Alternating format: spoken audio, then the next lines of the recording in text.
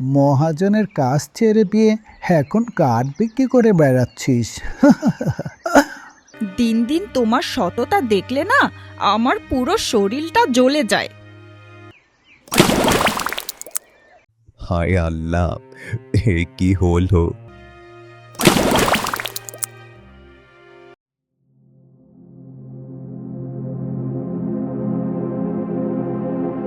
কে কে রে তুই? তোর সাহস কি করে হলো এইখানে আসার?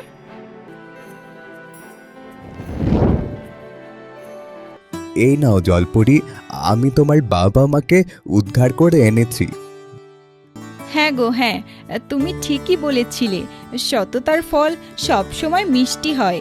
জলপরীদের কাছ থেকে গিয়ে মণিমুক্তর মালা নিয়ে আসবো।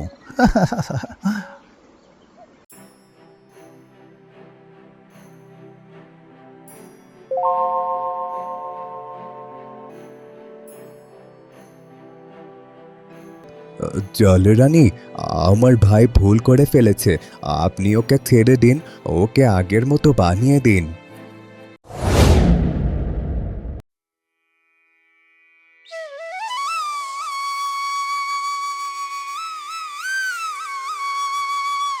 সে অনেক দিন আগের কথা।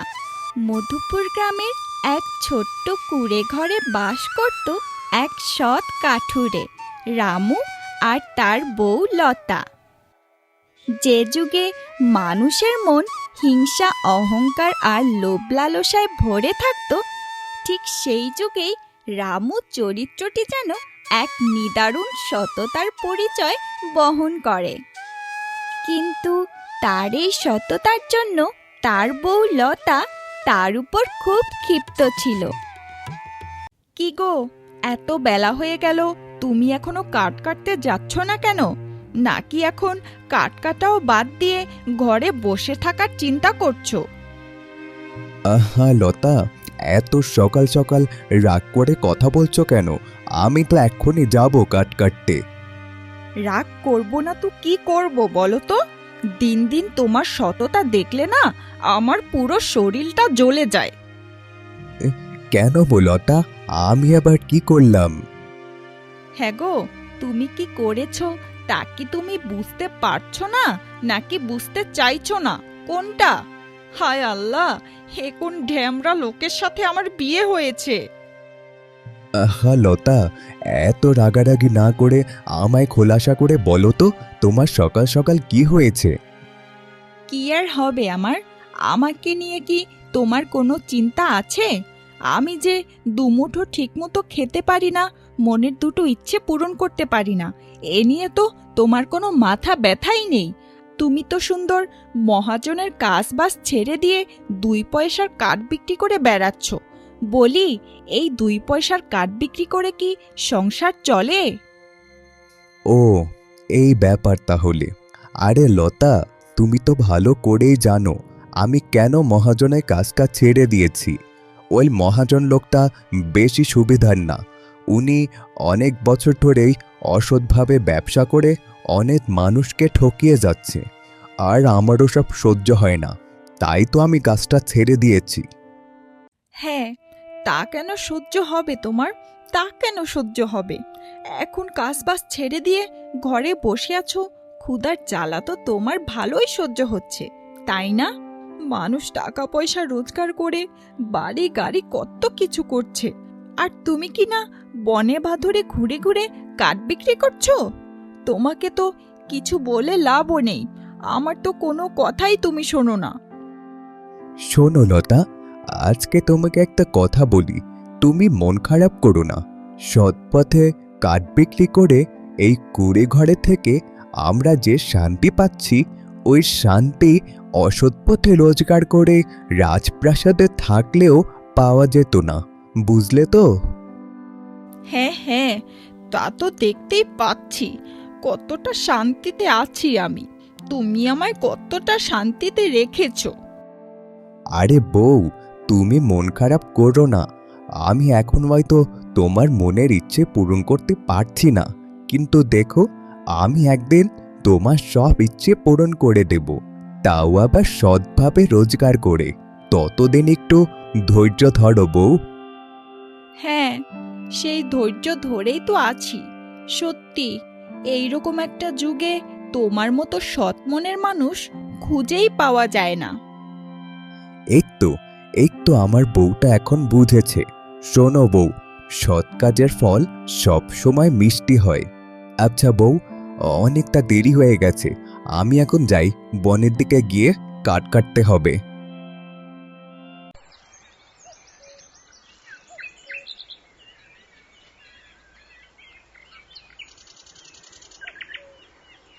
আরে রামু ডাকছে রে, এই কুড়াল হাতে নিয়ে কোথায় যাচ্ছিস? কোথায় আর যাবো ভাই, এই তো এই পাশের জঙ্গলেই যাচ্ছিলাম কাঠ কাটতে। হ্যাঁ রে, এই কাঠ কেটে বাজারে বিক্রি করে তোর সংসার কি ঠিকমতো চলে? এই তো ভাই, কোনো রকমের চলছে আর কি, দুই বেলা কোনো রকমের একটু খেতে পারি। সে কি রে, এই কাঠ বিক্রি করে কোনো রকমের দিন কাটাচ্ছিস? শৌকে থাকতে ভূতে কিলায়, মহাজনের কাজ ছেড়ে দিয়ে এখন কাঠ বিক্রি করে বেড়াচ্ছিস।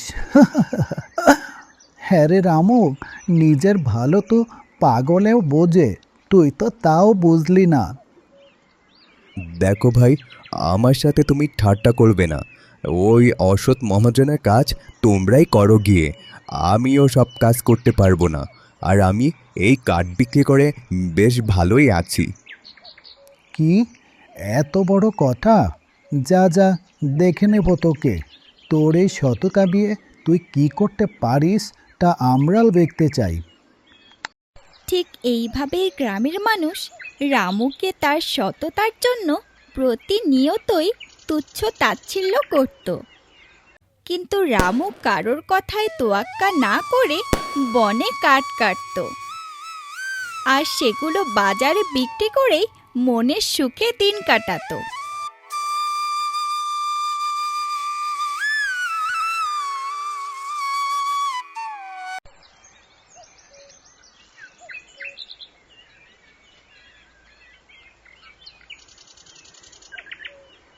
লতা, আমি বনের দিকে যাচ্ছি কাঠ কাটতে, তুমি সাবধানে থেকো কেমন? আচ্ছা ঠিক আছে, যাও, তাড়াতাড়ি চলে এসো। রামু প্রতিদিনের মতো সেই দিনও জঙ্গলের একটি নদীর ধারে কাঠ কাটতে গিয়েছিল। কাঠ কাটতে কাটতে হঠাৎ করে রামুর হাত থেকে তার কুড়োলটি পিছলে নদীর মাঝখানে পড়ে গেল। নদীতে অনেক স্রোত থাকার কারণে রামুর পক্ষে কোনোভাবেই তার কুড়োলটি তুলে আনা সম্ভব হলো না। তাই সে মনের কষ্টে নদীর পাশে বসেই কান্নাকাটি করতে লাগলো। হায় আল্লাহ, এ কি হলো, আমার রোজগারের শেষ সম্বলটুকু পানিতে ভেসে গেল। আমি এখন কাঠ কেটে সংসার চালাবো কি করে? হায় আল্লাহ, আমার সব শেষ হয়ে গেল, আমার সব শেষ হয়ে গেল। রামুর কান্নাকাটি আর আর্তনাদ শুনে হঠাৎ করে পানির নিচ থেকে এক জলপরি উঠে এলো আর বলল, কে কে তুমি? তুমি এইভাবে কান্না করছো কেন? কি হয়েছে তোমার?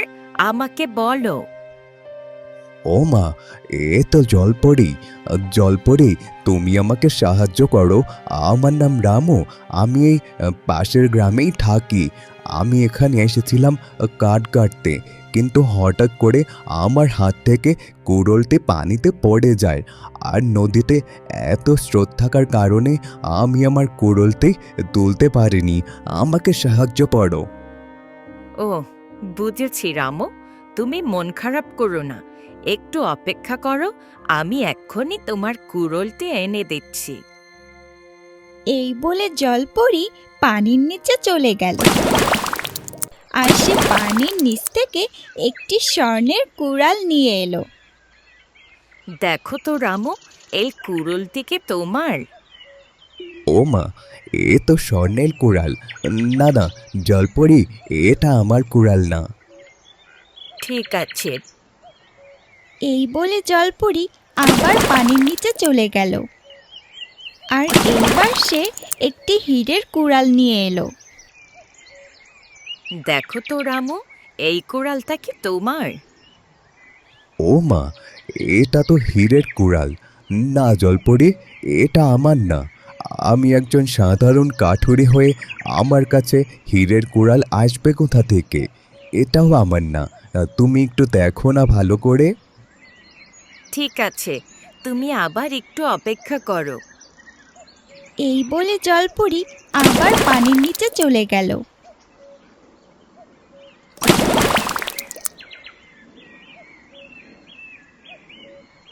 দেখো তো রামু, চিনতে পারছো কি না এই কুড়ালটা কি তোমার?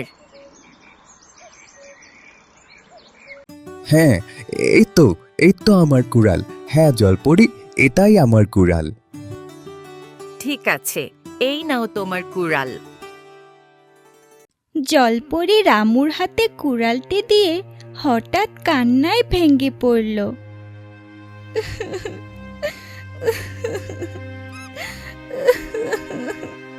আরে, কি হয়েছে কি জলপরি? তুমি হঠাৎ কান্না করছো কেন? আসলে আমি এতদিন ধরে একটা সৎ মানুষকে খুঁজছিলাম। আজ আমি অবশেষে পেয়ে গেলাম। তোমার সাহায্যের আমার খুব দরকার। তুমি কি পারবে আমাকে সাহায্য করতে? হ্যাঁ জলপরি, আমি পারবো তোমাকে সাহায্য করতে। কিন্তু তার আগে আমাকে সবকিছু খুলে বলো তো, কি হয়েছে তোমার? তুমি কান্না করছো কেন? হ্যাঁ, বলছি তোমাকে। আমার বাবা মা কয়েক বছর আগে মণিমুক্তা লোভ করে আমাদের রাজ্যের রাজমহলে প্রবেশ করেছিল। তারপর আমাদের রাজ্যের জলরানী তাদেরকে দেখতে পেয়ে বন্দি করে রেখেছে। আর তাদেরকে মুক্ত করার জন্য আমি অনেক দিন যাবৎ ধরে একটা সৎ মানুষকে খুঁজছিলাম, কিন্তু আমি কিছুতেই পাচ্ছিলাম না। আর এই পর্যন্ত যাদেরকে পেয়েছি তাদের সবার মনেই কোনো না কোনো লোভ ছিল। কিন্তু তুমি তো তাদের মতো না। তোমাকে দেখলে বোঝা যায় তুমি একজন সৎ মনের মানুষ। তুমি কি পারবে আমাকে সাহায্য করতে? জলপরি, তোমার কথা শুনে আমার খুবই খারাপ লাগলো, কিন্তু আমি একজন সাধারণ মানুষ হয়ে কিভাবে তোমার বাবা মাকে উদ্ধার করব? ওই জলরানী যদি আমার কোনো ক্ষতি করে? তুমি চিন্তা করো না রামু, জলরানী তোমার কোনো ক্ষতি করবে না। জলরানী কোনো সৎ ব্যক্তির ক্ষতি করে না। আর তুমি ভয় পেও না। যাদের মধ্যে সততা আছে তারা কোনো সাধারণ মানুষ হয় না, তারা সব কিছু করতে পারে। ঠিক আছে জলপরি, আমি তোমাকে সাহায্য করব। তুমিও তো আমাকে সাহায্য করেছিলে। ঠিক আছে রামু, তাহলে আমার সাথে চলো আমাদের রাজ্যে।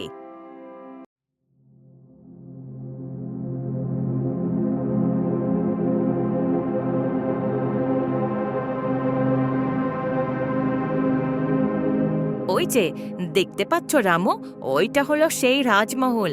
তুমি যাও রামু, ভেতরে প্রবেশ করো। আমি ওখানে যেতে পারবো না। ওইখানে গেলে আমার পুরো শরীর জ্বলে যাবে। তাই এখন তোমাকে একাই যেতে হবে। ঠিক আছে জলপরি, তাহলে তুমি এখানেই অপেক্ষা করো, আমি যাচ্ছি।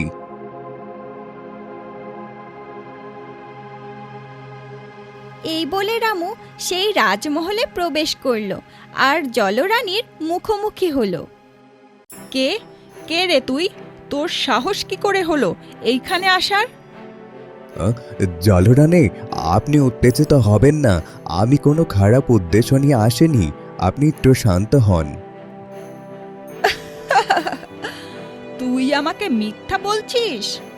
আমার এই মহলে এই পর্যন্ত যারা এসেছে তারা সবাই আমার এই মণিমুক্তা পাওয়ার লোভেই এসেছে। আর আমি জানি তুইও সেই একই উদ্দেশ্য নিয়ে এসেছিস।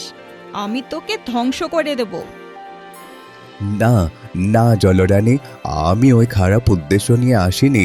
আপনি আমাকে বিশ্বাস করুন। তোকে আমি বিশ্বাস করব কি করে? তোর মুখের কথায় তো আর সব হবে না। দাঁড়া, আমি এখনই তোর পরীক্ষা নেব, হয় তুই বাঁচবি না হলে তুই মরবি।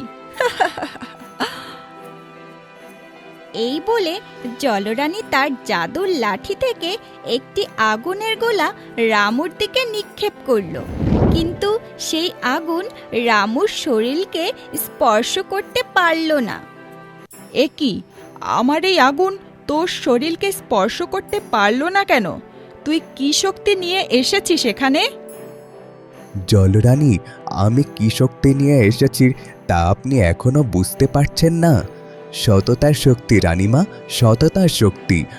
আমার সততার শক্তির কারণেই এই আগুন আমার শরীরকে স্পর্শ করতে পারেনি।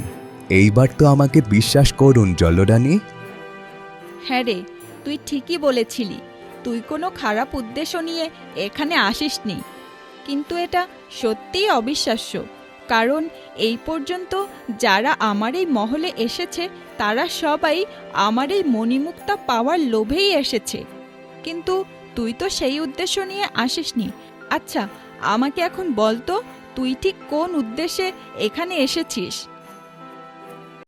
জলরানী, আমি এখানে এসেছি আমার বন্ধুর বাবা মাকে উদ্ধার করার জন্য। আপনি ওনাদেরকে ছেড়ে দিন। তারা তাদের ভুল এখন বুঝতে পেরেছে। তারা আর কোনো দিনও লোভ করবে না। ছেড়ে দিন ওদেরকে। কি, তুই তোর বন্ধুর বাবা মাকে উদ্ধার করার জন্য নিজের জীবনের ঝুঁকি নিয়ে এখানে এসেছিস? আমি সত্যি তোর সততা আর উদারতা দেখে মুগ্ধ। এই যুগে তোর মতো মানুষ খুঁজেই পাওয়া যায় না। ঠিক আছে, তোর কথা মতো আমি ওদেরকে ছেড়ে দিচ্ছি। আপনাকে অসংখ্য ধন্যবাদ জলরানী, আপনাকে অসংখ্য ধন্যবাদ। আর এই নে, এইটা হলো তোর সততার পুরস্কার। যেই মণিমুক্ত আমি কখনো কাউকে দেই না, সেই মণিমুক্ত আজ তুই তোর সততা দিয়ে জিতে নিয়েছিস। যা, এখন আমি তোর বন্ধুর বাবা মাকে ছেড়ে দিচ্ছি। ওদেরকে নিয়ে এখান থেকে চলে যা। ঠিক আছে রানীমা, যাচ্ছি। এই নাও জলপরি, আমি তোমার বাবা মাকে উদ্ধার করে এনেছি। তোমাকে অসংখ্য ধন্যবাদ রামু। আমি তোমার এই উপকারের কথা কোনো দিনও ভুলব না। আমি সারা জীবন তোমার কাছে ঋণী থাকবো। এইভাবে বলো না জলপরি, তুমিও তো আমায় উপকার করেছিলে, আর তোমার উপকার করতে পেরে আমার খুব ভালো লাগছে। আচ্ছা জলপরি, আমি এখন চলে যাচ্ছি। আচ্ছা ঠিক আছে রামু, যাও। তবে যাওয়ার আগে আমি তোমাকে কিছু উপহার দিতে চাই। উপহার? জলপরি, তুমি আবার আমার কি উপহার দেবে? এই নাও রামু, এই কুড়োর দুটো তুমি তোমার সঙ্গে করে নিয়ে যাও। ওমা, এইগুলো তো সেই সোনা আর হীরের কোরাল। না জলপরি, আমি এইগুলো নিতে পারবো না। না রামু, তুমি এইভাবে বলো না। এগুলো তুমি তোমার সাথে করে নিয়ে যাও। এইগুলো তো তোমারই প্রাপ্য। এইগুলো তোমার সততা আর উদারতার পুরস্কার। ঠিক আছে জলপরি, দাও। রামু সেই স্বর্ণের আর হীরের কুড়োল নিয়ে বাড়িতে চলে এলো। লতা, এই লতা, কোথায় গেলে গো? তাড়াতাড়ি বাহিরে এসে দেখো আমি কি নিয়ে এসেছি। কি গো, এত চেঁচাচ্ছ কেন? কি এনেছো কি? কি এনেছি দেখতে পাচ্ছ না? এই দেখো বউ, তোমার জন্য কি এনেছি। আরে, এইগুলো তো সোনা আর হীরের কুড়োল। হ্যাঁ গো, তুমি এগুলো কোথায় পেয়েছো? লতা, এইগুলো আমাকে একটা জলপরি দিয়েছে। এই বলে রামু তার বউ লতাকে সব ঘটনা খুলে বলল। হ্যাঁ গো, তুমি এসব কি বলছো? আমার তো বিশ্বাসই হচ্ছে না। তবে আমি তো আমার চোখে ভুলও দেখছি না। যাই হোক, আল্লাহ আমাদের মুখের দিকে তাকিয়েছে। এখন আর আমাদের কোনো কষ্টই থাকবে না। হ্যাঁ গো বউ, তুমি ঠিকই বলেছ। এখন আর আমাদের কোনো কষ্টই থাকবে না।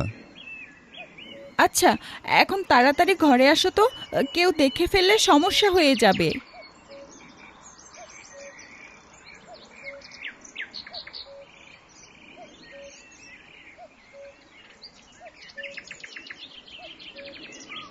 কেটে গেল বেশ কয়েকটি মাস।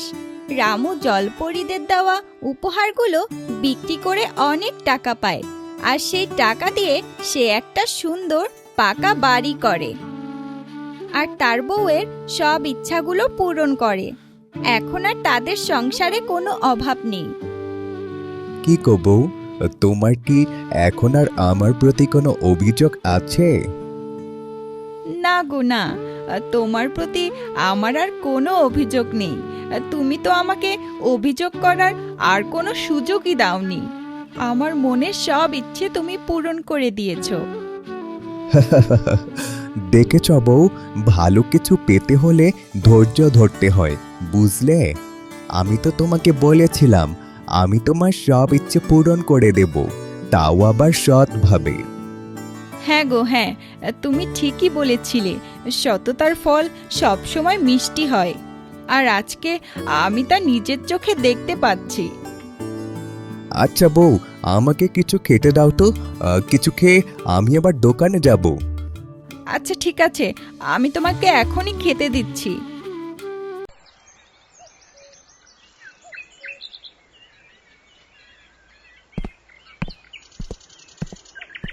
কিরে রামু, এত সাত সকালে তাড়াহুড়ো করে কোথায় যাচ্ছিস? এই তো ভাই, দোকানের দিকে যাচ্ছিলাম আর কি। হ্যাঁ রে রামু, তুই তো দেখছি তোর ভাগ্যের চাকা একদম ঘুরিয়ে ফেলেছিস। পাকা বাড়ি করেছিস, আবার ব্যবসাও করছিস। হ্যাঁ রে, তুই এত কিছু করলি কি করে? আমাকেও একটু বল দেখি, আমিও আমার ভাগ্যের চাকাটা একটু ঘোরাতে পারি কি না। ভাই, কি যে বলো না, আমি তো এই সব কিছু করতে পেরেছি একটা জলপরীর উপকারে। কি জলপরি? জলপরির কথা তো শুধু কাল্পনিক গল্পেই শুনেছি, বাস্তবে আবার এমন হয় নাকি? রামু, তুই কি আমার সাথে ঠাট্টা করছিস? না ভাই না, তোমার সাথে ঠাট্টা করতে যাব কেন? আমি সত্যিই বলছি, আমার ভাগ্যের এই পরিবর্তন একটা জলপরীর উপকারে হয়েছে। সহজ সরল বোকা রামু একটু প্রশংসা পেয়েই জগাইকে সব কিছু বলে দিল। ভাই, সব তো শুনলে, এখনো কি আমার কথা তোমার বিশ্বাস হচ্ছে না? হ্যাঁ রে হ্যাঁ, বিশ্বাস হয়েছে। তাছাড়া তোর পরিবর্তন তো আমার চোখের সামনেই দেখতে পাচ্ছি। যাক, খুব ভালো হয়েছে, জলপরি তোর ভাগ্যটা বদলে দিয়েছে। হ্যাঁ ভাই, তা যা বলেছ। আচ্ছা ভাই, আমি এখন দোকানের দিকে যাই, এমনিতেই অনেকটা দেরি হয়ে গেছে। ঠিক আছে, যা।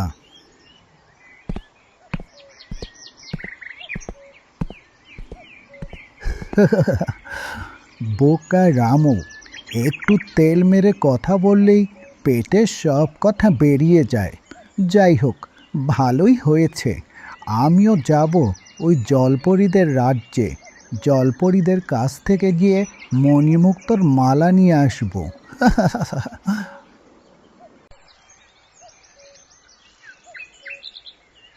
হ্যাঁ গো, তুমি এসব কি বলছো কি? রামুর ভাগ্যের এত বড় পরিবর্তন একটা জলপরীর কারণেই হয়েছে? হ্যাঁ গো বউ, হ্যাঁ। বোকা রামুকে একটু তেল মেরে কথা বলতেই পেটের সব কথা বলে দিল। যাকগে, ভালোই হয়েছে। এখন তুমিও গিয়ে ওই জলপরীর কাছ থেকে মণিমুক্ত নিয়ে আসবে। তা তো যাবো বউ, একটু অপেক্ষা করো।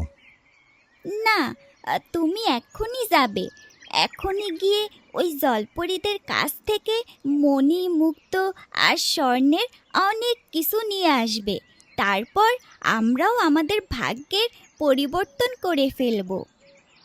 ঠিক আছে বউ, আমি এক্ষুনি যাচ্ছি। তোমারও তো দেখছি আমার মতো তর সইছে না। ঠিক আছে, যাও, এক্ষুনি যাও। আমিও রামুর বউয়ের মতো গা ভর্তি স্বর্ণ অলংকার পরে থাকতে চাই। এই বলে জগাই সেই জলপরীদের রাজ্যে যাওয়ার জন্য ঘর ছেড়ে বেরিয়ে পড়ল। জগাই হাঁটতে হাঁটতে সেই নদীর কাছে চলে এলো।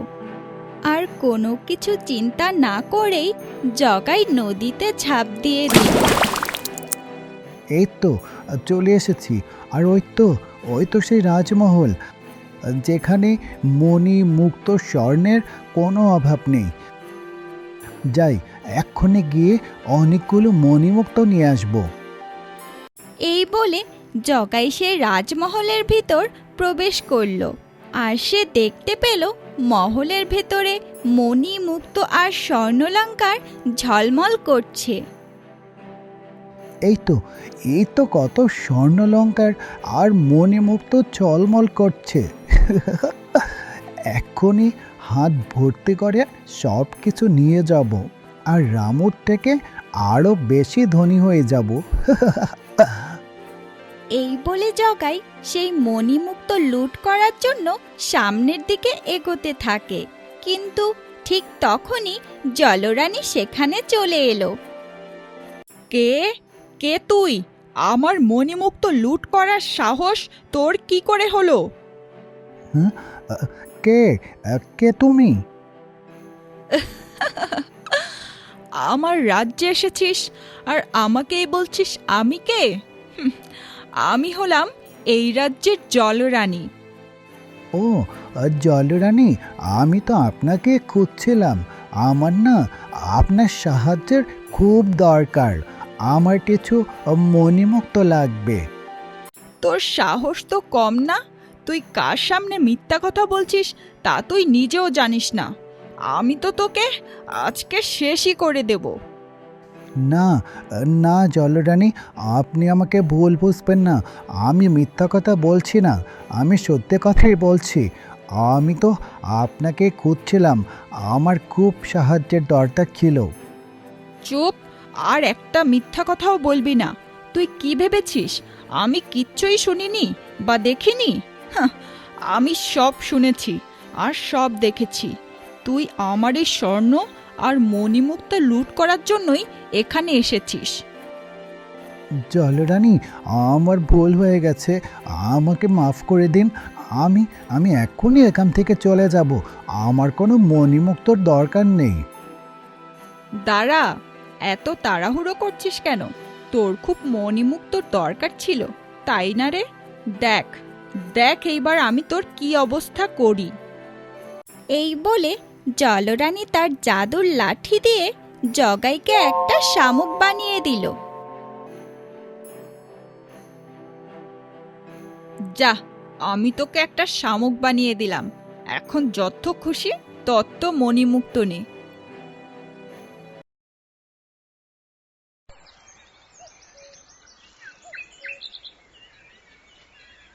দেখতে দেখতে কেটে গেল 2টি দিন। আর এইদিকে জগাই ফিরে না আসায় তার বউ তার জন্য খুব চিন্তা করছিল।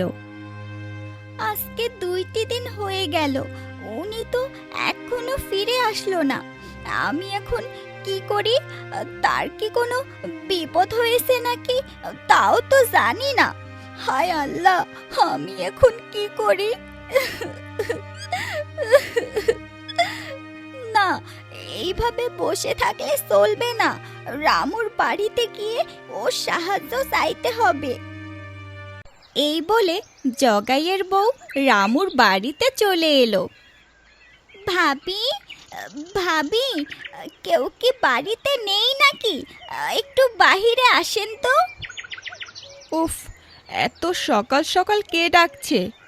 আরে ভাবি, আপনি এখানে এত সকাল সকালে? হ্যাঁ ভাবি, এত সকাল সকাল না এসে যে আর উপায় ছিল না। কেন ভাবি, কিছু কি হয়েছে? আপনার মুখ অমন ফ্যাকাশে হয়ে আছে কেন? কি হয়েছে আমাকে বলুন। ভাবি, আমার সব শেষ হয়ে গেছে। আমার সব শেষ হয়ে গেছে ভাবি। আপনার ভাই আজকে 2টা দিন হয়ে গেল বাড়িতে ফিরে আসেনি। মানুষটা বেঁচে আছে নাকি মরে গেছে তাও তো জানি না। সে কিভাবে? ভাই 2 দিন ধরে বাড়িতে ফেরেনি? এইটা তো খুবই চিন্তার বিষয়। আচ্ছা ভাবি, আপনি কি জানেন ভাই ঠিক কোথায় গেছে?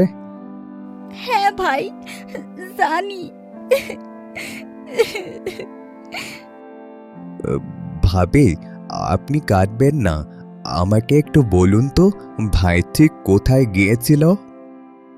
ভাই, উনি আপনার কথা শুনে লোভে পড়ে সেই জলপরীদের রাজ্যে গিয়েছে মণিমুক্ত লোভ করে। সে কিভাবে?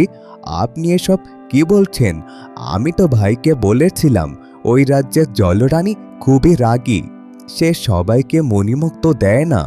একমাত্র যারা সৎ উদ্দেশ্যে সেখানে যায় জলরানী তাদেরকেই মণিমুক্ত উপহার দেয়, আর যারা অসৎ উদ্দেশ্যে যায় তাদেরকে সে বন্দি করে রাখে। তাহলে কি জলরানী? না না ভাই, ও কথা মুখেও আনবেন না। আমারই ভুল হয়েছে, আমি যে তাকে কেন আটকালাম না। আপনার কথা না শুনে অনেক বড় ভুল করেছি। ভাই, আপনি কিছু একটা করুন ভাই, কিছু একটা করুন। আমার স্বামীকে ফিরিয়ে আনুন ভাই, ফিরিয়ে আনুন। ঠিক আছে ভাবি, আপনি কান্নাকাটি করবেন না, আমি যথাসাধ্য চেষ্টা করব ভাইকে ফিরে আনার জন্য। আর দেরি করা যাবে না, আমি এক্ষুনি যাচ্ছি। হ্যাঁ গো, তুমি সাবধানে যেও আর সাবধানে থেকো, তোমার যেন কিছু না হয়। ঠিক আছে বউ, তুমি আমাকে নিয়ে চিন্তা করো না, জলরানী আমার কোনো ক্ষতি করবে না। এই বলে রামু ঘর ছেড়ে বেরিয়ে পড়ল জগাইকে ফিরিয়ে আনার জন্য। কি রে রামু, তুই এখানে কেন এসেছিস আবার? জলরানী, এসেছিলাম একটা দরকারে। দরকার? কি দরকারে এসেছিস আবার, বল। জলরানী, 2 দিন আগে আমার এক ভাই এই রাজ্যে এসেছিল, সে এখন কোথায় আছে আর সে কি ঠিক আছে? ও, তুই ওই লোভিটার কথা বলছিস? হ্যাঁ, ও ঠিক আছে। কোথায় রানীমা, কোথায় আমার ভাই? তুই তোর ভাইকে দেখতে চাস? ওই দেখ। এ কি জলরানী, ওইটা তো একটা শামুক। হ্যাঁ, ওইটা শামুক, তুই ঠিকই দেখেছিস। আর ওই শামুকটাই হলো তোর সেই লোভী ভাই, যে আমার এই মণিমুক্ত চুরি করতে এখানে এসেছিল, তাই ওকে আমি শামুক বানিয়ে দিয়েছি। জলরানী, আমার ভাই ভুল করে ফেলেছে, আপনি ওকে ছেড়ে দিন, ওকে আগের মতো বানিয়ে দিন। দেখ রামু, তুই আমাকে একবার বলেছিলি তোর বন্ধুর বাবা মাকে ছেড়ে দিতে, তাই আমি ওদেরকে ছেড়ে দিয়েছিলাম। আর এখন আবার বলছিস তোর এই লোভী ভাইকে ছেড়ে দিতে? এইভাবে আর কতদিন চলবে বল তো? না, আমি পারবো না ওকে ছেড়ে দিতে। না না জলরানী, আপনি একথা বলবেন না, আমার একটা মাত্র ভাইকে ছেড়ে দিন। আমি আমার ভাইকে ছেড়ে কোথাও যাব না, আপনি আমাকেও শামুক বানিয়ে দিন। তুই এসব কি বলছিস রামু? একটা লোভীর জন্য তুই আমার কাছে আর্তনাদ করছিস? জলরানী, সে লোভী হোক আর যাই হোক, সে তো আমার ভাই, আর তাকে এইভাবে বিপদে রেখে আমি যাই কি করে? আপনি এইবারের মতো আমার ভাইকে ছেড়ে দিন, আমি আপনাকে কথা দিচ্ছি আমার ভাই আর কোনো দিনও লোভ করবে না, সে ভালো হয়ে যাবে। ঠিক আছে, তবে তাই হোক, ছেড়ে দিচ্ছি তোর ভাইকে। তোর মতো এত ভালো মানুষের আর্তনাদ না শুনলে যে আমার পাপ হবে। আর তোর ভাইকে আমি এক্ষুনি ঠিক করে দিচ্ছি। এই বলে জলরানী জগাইকে আগের মতো করে দিল। রামু, আমি তোর ভাইকে আগের মতো করে দিয়েছি, এখন যা, ওকে নিয়ে এখান থেকে চলে যা। আর তোর ভাইকে বলে দিবি ও যেন আর কোনো দিনও এখানে না আসে। এর পরের বার আসলে কিন্তু আর রক্ষে থাকবে না। ঠিক আছে জলরানী। রামু অনেক কষ্টের পর জগাইকে ফিরিয়ে আনলো। ভাবি, এই নাও, আমি তোমার স্বামীকে উদ্ধার করে এনেছি। তোমাকে অসংখ্য ধন্যবাদ ভাই। বউ, রামুকে আজকে ধন্যবাদ দিলেও অনেক কম হয়ে যাবে। আজকে ও আমার জন্য যা করেছে তা আপন ভাই হলেও আমার জন্য করতো না। না না ভাই, তুমি এইভাবে বলো না। হ্যাঁ রামু, হ্যাঁ, আমি ঠিকই বলছি। তুই আজকে আমার জন্য যা করলি, আর আমি তো এতদিন তোকে নিয়ে হাসি ঠাট্টা করেছি। তুই আমাকে মাফ করে দে ভাই। না না ভাই, ওতে আমি কিছু মনে করিনি। তুমি আমার কাছে মাফ চেও না। সত্যি সত্যি রামু, তুই একজন সৎ মনের মানুষ। আজকে থেকে তুই আমার ছোট ভাই। ঠিক আছে ভাই।